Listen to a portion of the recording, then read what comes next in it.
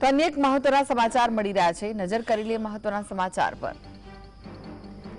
England tour માટે team ઇન્ડિયાનું આજે એલાન થવાનું છે. બીસીસીઆઈ સત્તાવાર રીતે જાહેરાત કરશે કયા કયા ખેલાડીઓનો સમાવેશ થશે તેને લઈને સૌની નજર છે. ટેસ્ટ કેપ્ટનના નામ પર સૌની નજર રહેવાની છે. તો ઇંગ્લેન્ડ ટૂર માટે ટીમ ઇન્ડિયાનું આજે એલાન થવા જઈ રહ્યું છે. બીસીસીઆઈ આ અંગે સત્તાવાર જાહેરાત કરશે.